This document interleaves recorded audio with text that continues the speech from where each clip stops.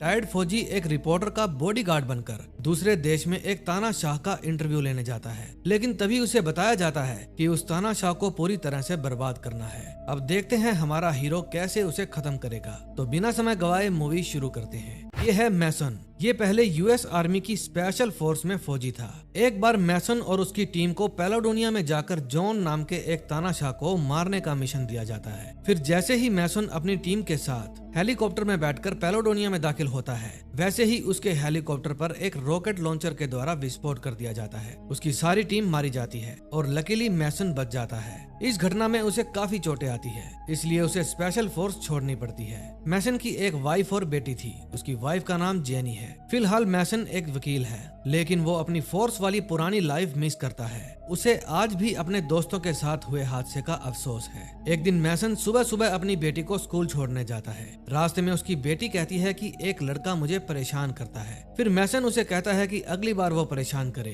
तो लात मारकर उसके नींबू मिर्च तोड़ देना। फिर उसे स्कूल छोड़कर मैसन अपने ऑफिस जाता है। थोड़ी देर बाद उससे मिलने के लिए उसका एक पुराना दोस्त सेबेस्टियन आता है। ये भी पहले मैसन के साथ स्पेशल फोर्स में था, लेकिन अब ये एक सिक्योरिटी एजेंसी चलाता है। इनका काम है देश के खास लोगों को सिक्योरिटी प्रोवाइड करना। सेबेस्टियन की एजेंसी में ज्यादातर एक्स पुलिसमैन और एक्स आर्मी मैन हैं, जो अपने काम में माहिर हैं। लेकिन सेबेस्टियन को किसी ऐसे आदमी की तलाश थी जो इन सब से बेहतर हो, क्योंकि अगला मिशन खतरनाक होने वाला था और सेबेस्टियन किसी भी तरह का रिस्क नहीं लेना चाहता था। वो मैसन को बताता है कि तुम्हें बस एक जर्नलिस्ट का बॉडीगार्ड बनकर पेलाडोनिया जाना है। वो वहाँ एक तानाशाह जॉन का इंटरव्यू लेने जा रही है और जैसे ही इंटरव्यू खत्म होगा तुम उसके साथ वापस आ जाना। वहाँ उस लड़की की जान को खतरा है, इसलिए उसे अकेले नहीं भेज सकते। लेकिन मैसन पेलाडोनिया और जॉन का नाम सुनकर मना कर देता है। फिर सेबेस्टियन उसे इस काम के लिए काफी मोटी रकम ऑफर करता है। रकम वाकई मोटी थी, इसलिए थोड़े नखरे मारने के बाद मैसन हाँ कर देता है। फिर जब दोपहर को वो अपनी बेटी को स्कूल से लेने जाता है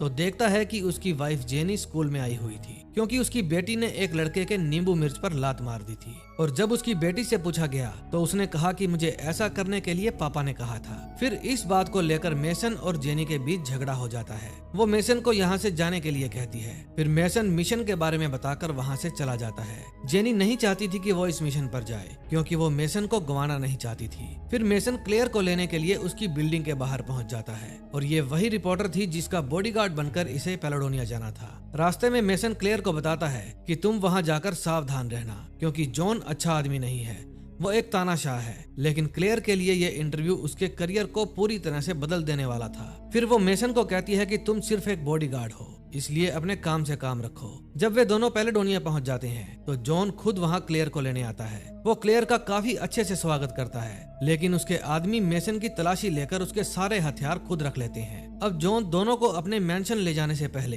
अपने देश की खूबसूरती दिखाना चाहता था, इसलिए वो गाड़ी को जंगल की तरफ ले जाता है। रास्ते में जॉन और क्लेयर आपस में काफी सारी बातें करते हैं। जॉन मैसन के बारे में भी सब कुछ जानता था। तभी रास्ते में ही जॉन की गार्ड्स की गाड़ियों के ऊपर हमला हो जाता है और उनकी गाड़ियां ब्लास्ट हो जाती है। ये सब इतना अचानक हुआ था कि मैसन को कुछ भी समझ में नहीं आता। फिर मैसन खुद को संभालता है और देखता है कि जॉन के सारे गार्ड्स मारे जा चुके हैं। फिर वो गाड़ी का स्टीयरिंग संभालता है। जिस गाड़ी में वे लोग थे उस गाड़ी की भी हालत खराब थी, इसलिए वे पैदल चलकर जंगल के रास्ते जाने का प्लान बनाते हैं। क्लेयर पूछती है आखिर ये लोग हमें मारने क्यों आए थे। मैसन कहता है वो हमें नहीं जॉन को मारने आए थे। फिर वो सैटेलाइट फोन के जरिए सेबेस्टियन से संपर्क करता है और उसको सारी घटना के बारे में बताता है। फिर सेबेस्टियन उसकी लोकेशन पूछता है। फिर वो मैसन को कहता है कि तुम जल्दी से पास के खाली मैदान में पहुंचो, मैं तुम्हारे लिए हेलीकॉप्टर भेज रहा हूँ। फिर इस फोन को देखकर जॉन मैसन से फोन मांगता है, क्योंकि उसको भी किसी से बात करनी थी, लेकिन मैसन उसे साफ साफ इनकार कर देता है। लेकिन जब क्लेयर फोन देने के लिए कहती है तो मैसन फोन दे देता है। फिर जॉन अपने भतीजे जॉर्ज के पास फोन करता है और उसे इस हमले के बारे में बताता है। जब जॉर्ज को पता चलता है कि जॉन अभी भी जिंदा है तो उसे बिल्कुल भी खुशी नहीं होती, क्योंकि वो खुद जॉन की जान लेना चाहता था और ये हमला भी उसी ने करवाया था। जॉर्ज ने इतना तगड़ा जाल बिछाया था कि उसने इस देश की आर्मी के जनरल को भी अपने साथ मिला लिया था। तभी एक रेबल ग्रुप के लीडर केविन को भी जॉन के बच जाने के बारे में पता चलता है।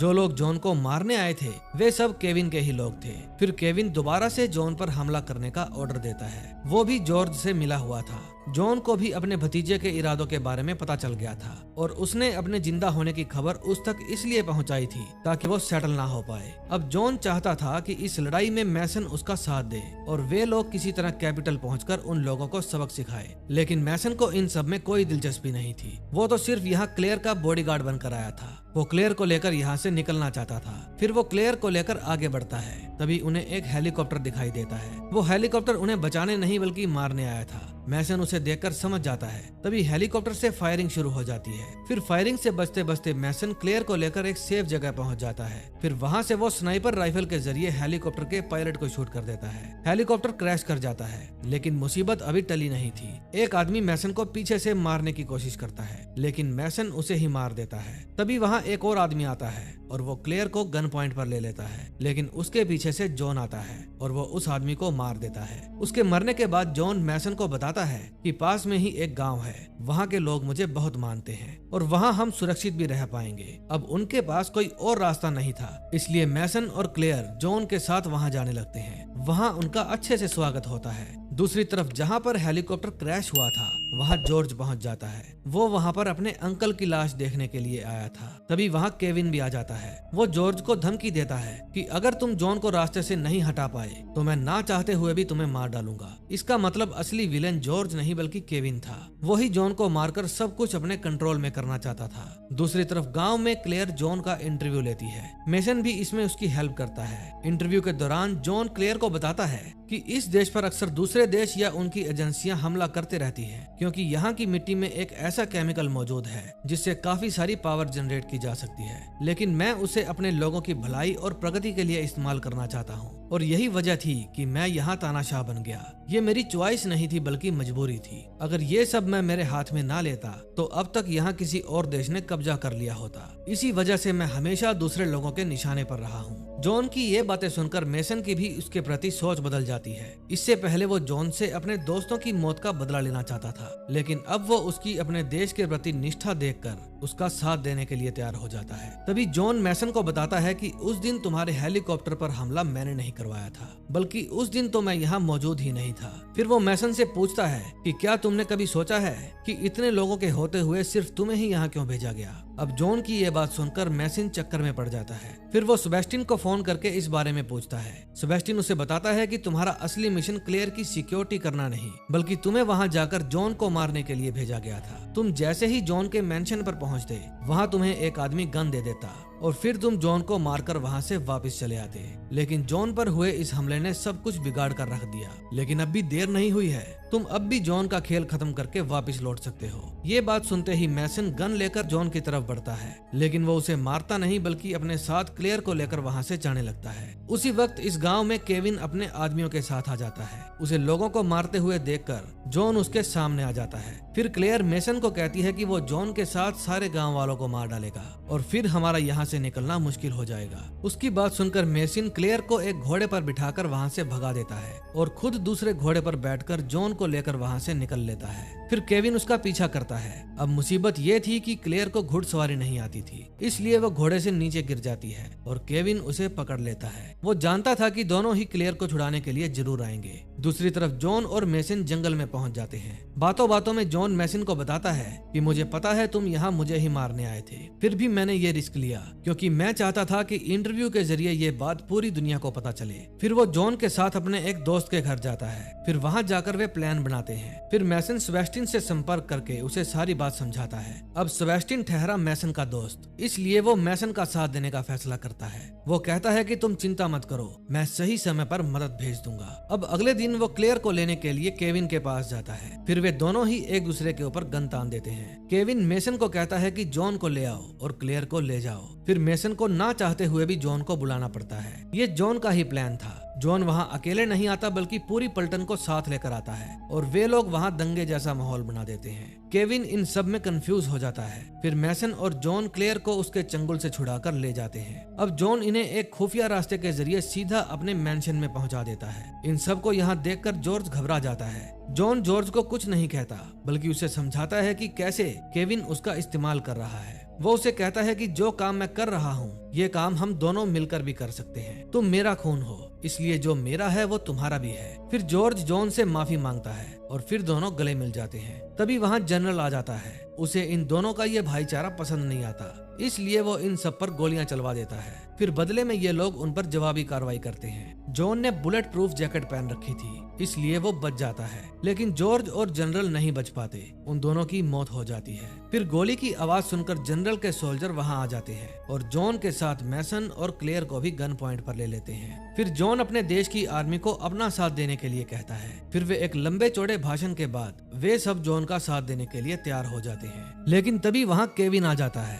और इन सब पर हमला कर देता है। फिर उसका सामना पेलोडोनिया की आर्मी के साथ होता है। फिर जॉन मेसन और क्लेयर को लेकर एक खुफिया रास्ते के जरिए निकलने की कोशिश करता है, लेकिन केविन के आदमियों ने उनको चारों तरफ से घेर रखा था। फिर मोर्चा मेसन संभालता है और काफी लोगों को मार गिराता है। उसके बाद उसका सामना केविन से होता है। केविन बताता है कि उस दिन हेलीकॉप्टर पर हमला मैंने ही किया था, जिसमें तुम्हारे सभी साथी मारे गए थे। ये मेरा प्लान था ताकि अमेरिका को लगे ये हमला जॉन ने करवाया था, लेकिन केविन उस पर भारी पड़ता है। वो मेसन को मारने ही वाला था कि क्लेयर पीछे से आकर केविन पर हमला कर देती है और मेसन की जान बचाती है। केविन के लोग अब भी गोलाबारी कर रहे थे, लेकिन तभी वहाँ सेबेस्टियन आ जाता है और सारा मामला खुद संभाल लेता है। फिर वे सब मिलकर केविन और उसके आदमियों को मार गिराते हैं। अब पेलाडोनिया में फिर से शांति स्थापित हो जाती है। अब तक जो कुछ भी हुआ वो सब क्लेयर ने रिकॉर्ड कर लिया था और दुनिया के सामने ये सच्चाई लाने पर उसका भी काफी नाम होता है। जॉन दुनिया को बताता है कि अब से पेलाडोनिया में फ्री इलेक्शन होंगे। मैसन को टीवी पर देखकर जेनी भी बहुत खुश होती है। फिर अपना मिशन खत्म करके मैसन अपनी वाइफ और बेटी के पास जाता है। फिर वो उनको घुमाने ले जाता है। तभी उसके पास जॉन का मैसेज आता है। उसमें लिखा था कि मैंने तुम्हारे लिए एक गिफ्ट भेजा है। फिर जब मैसन एटीएम में जाकर अपना अकाउंट चेक करता है तो देखता है कि जॉन ने उसके अकाउंट में $5 मिलियन जमा करवा दिए हैं। ये देखकर मैसन बहुत ही खुश होता है। अब उसके पास पैसे की कमी नहीं थी, इसलिए वो अपनी फैमिली को लेकर एक लंबे वेकेशन पर जाता है और ये मूवी यहीं पर एंड हो जाती है। तो दोस्तों, अगर आपको ये मूवी अच्छी लगी हो तो प्लीज वीडियो को लाइक और चैनल को सब्सक्राइब कर दें। हम मिलेंगे नए दिन नई स्टोरी के साथ। Till then, bye bye.